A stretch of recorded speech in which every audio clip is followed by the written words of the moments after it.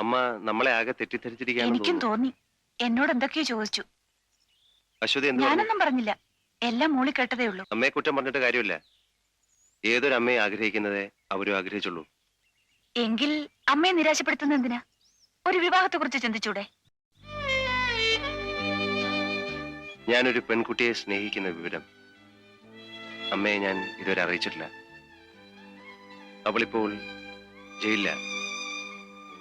അവളുടെ സുഹൃത്തിനെ ബലാത്കാരം ചെയ്യാൻ ശ്രമിച്ച ഒരു റൗഡിയെ അവൾ കൊന്നു. അതിനുള്ള ശിക്ഷ അവൾ അനുഭവിച്ചുകൊണ്ടിരിക്കുകയാണ്. ഏതാണ് പെൺകുട്ടി? ജ്യോതി. ജ്യോതിയെ കുറിച്ച് സാഗർ പറഞ്ഞു. എനിക്കൊന്ന് കാണണമെന്ന് തോന്നി, അതുകൊണ്ട് വന്നതാ. ഈ ഇളം പ്രായത്തിനിടയിൽ തന്നെ ഒരുപാട് വേദനയും ദുഃഖവും അനുഭവിക്കേണ്ടി വന്നു ജ്യോതിക്ക്.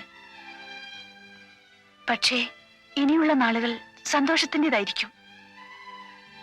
ഇവിടെ നിന്ന് പുറത്തു വരുന്ന ദിവസം ജ്യോതി സാഗറിൻ്റെതാവും.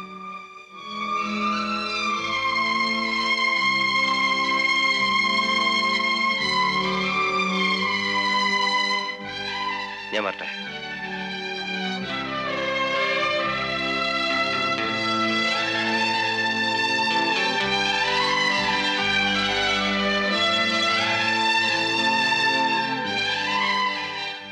ജ്യോതിയുടെ ശിക്ഷ എന്ന് തീരും? ഈ മാസം. ദിവസം കൃത്യമായിട്ട് അറിയില്ല. സാഗർ, നിങ്ങൾ ഞാൻ വിചാരിച്ചതിലും ഏറെ നന്മകളുള്ള ഒരു മനുഷ്യനാണ്. അങ്ങനെയുള്ള ഒരാൾക്ക് ചേർന്ന തൊഴിലല്ല നിങ്ങൾ ഇപ്പോൾ ചെയ്യുന്നത്. ദയവായി നിങ്ങൾക്കിത് നിർത്തിക്കൂടെ? ജ്യോതി പുറത്തു വരുന്നതിന് മുമ്പ് ഞാൻ ഈ തൊഴിലുമായിട്ടുള്ള എല്ലാ ബന്ധങ്ങളും അവസാനിപ്പിക്കും. പക്ഷേ ഞാൻ ജീവിച്ചിരിക്കുന്നെങ്കിൽ മാത്രം. എന്റെ ജീവന് ഇന്നൊരു സെക്യൂരിറ്റിയും ഇല്ല. ഞാൻ ഏത് സമയവും മരണത്തെ പ്രതീക്ഷിക്കുന്നു. ഒരു ബുള്ളറ്റോ റേസറോ ഓർ ആൻ ആക്സിഡന്റ് എന്ത് വേണമെങ്കിലും ആവാം. സാഗർ, അരുതാത്തതൊന്നും പറയരുത്. അങ്ങനെ ഒന്നും സംഭവിക്കില്ല. എന്നെ ആശ്വസിപ്പിക്കുകയാണോ?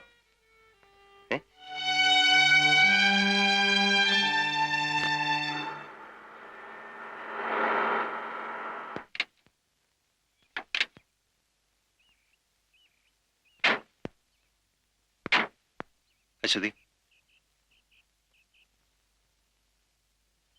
നമ്മൾ പരിചയപ്പെടുമ്പോ ഞാനൊരു കള്ളക്കടത്തുകാരനും അശ്വതി ഒരു ജേർണലിസ്റ്റും ആയിരുന്നു.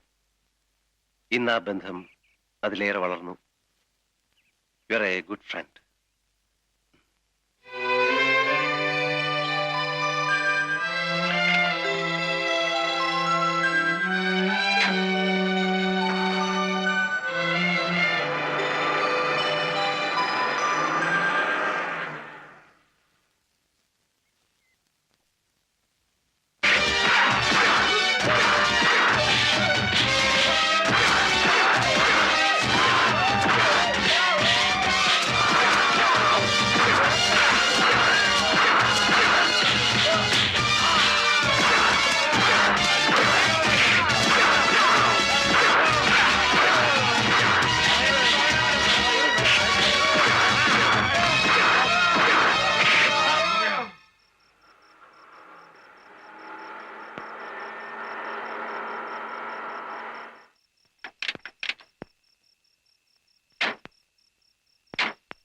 എന്താ കഴിക്ക?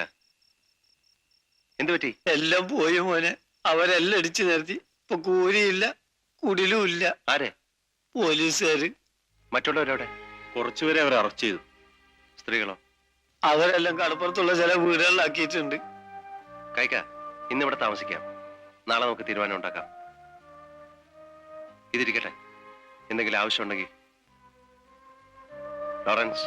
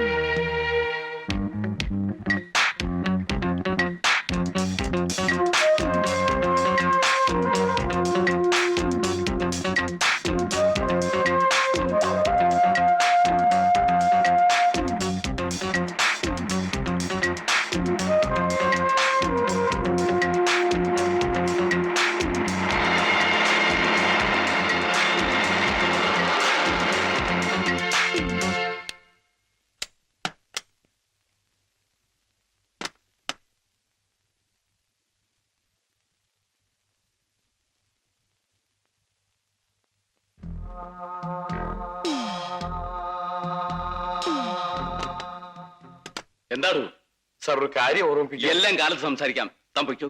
ശരി സാർ.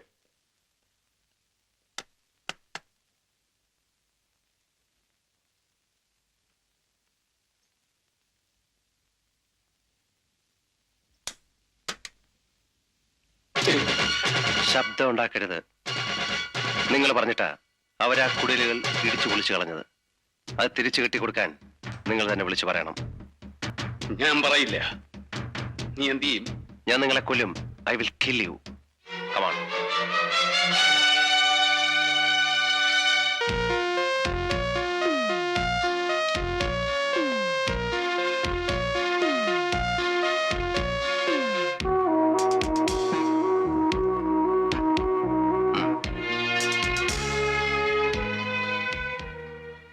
Hello miss Thomas. ഇത് വലിയ കഷ്ടം തന്നെയാണ് സാർ. സാറാ കുടിലുകൾ പൊളിക്കണമെന്ന് പറഞ്ഞപ്പോ ഞാൻ കെഞ്ചി പറഞ്ഞതാണ്. സാധുക്കളാണ്, നമ്മൾ അവരെ ഉദ്ധരിക്കരുതെന്ന്. എന്നിട്ടിപ്പോ സാറ് തന്നെ പറയുന്നു നേരം വിളിക്കുന്നതിന് മുമ്പേ അത് തിരിച്ചു കെട്ടി കൊടുക്കണമെന്ന്. ഞാൻ എന്ത് ചെയ്യാനാടോ? അപ്പോൾ CM പറഞ്ഞു പൊളിക്കാൻ, ഇപ്പൊ പറയുന്നത് കെട്ടാൻ. അവർ പറയുന്നത് അനുസരിക്കാനാണല്ലോ നമ്മൾ ഇവിടെ ഇരിക്കുന്നത്.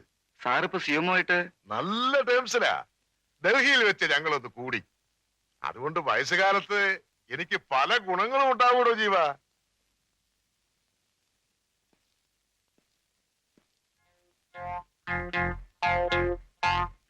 തന്നെ സമ്മതിച്ചിരിക്കുന്നു.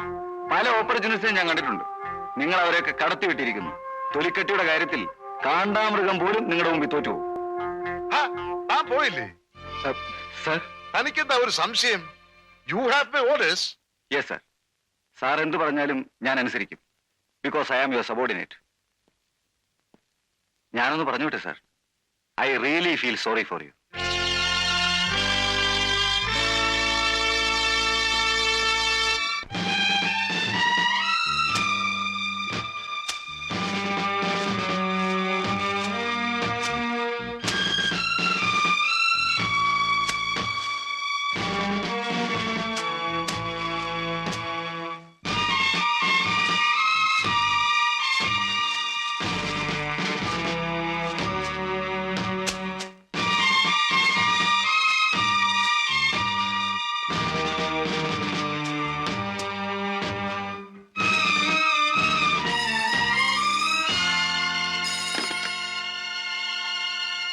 ഹലോ. എല്ലാം കെട്ടിക്കഴിഞ്ഞോ? ശരി, ഓക്കെ. ഇതാ മരുന്ന്. അങ്ങയുടെ ഉറക്കം കളഞ്ഞതിലും ബുദ്ധിമുട്ടിപ്പിച്ചതിലും ഞാൻ ക്ഷമ ചോദിക്കുന്നു. ഇഷ്ടമുണ്ടായിട്ട് ചെയ്തതല്ല. രക്ഷിക്കാൻ ബാധ്യതയുള്ളവർ തന്നെ ശിക്ഷിക്കാൻ തുടങ്ങിയാൽ എന്ത് ചെയ്യും? എന്നോടുള്ള വൈരാഗ്യത്തിന് ആ പാവങ്ങളോട് പകരം വീട്ടരുതെന്ന് ശേഖരൻകുട്ടിയോട് പ്രത്യേകം പറയണം. ഞാൻ പറട്ടെ. സാറിന് നല്ല ഉറക്കക്ഷീണമുണ്ട്. സുഖമായിട്ട് ഉറങ്ങാ. പോലീസുകാരെ വിളിച്ച് ബുദ്ധിമുട്ടിപ്പിക്കണ്ട. ഞാൻ വന്നതുപോലെ തിരിച്ചു പോയിക്കൊള്ളാം.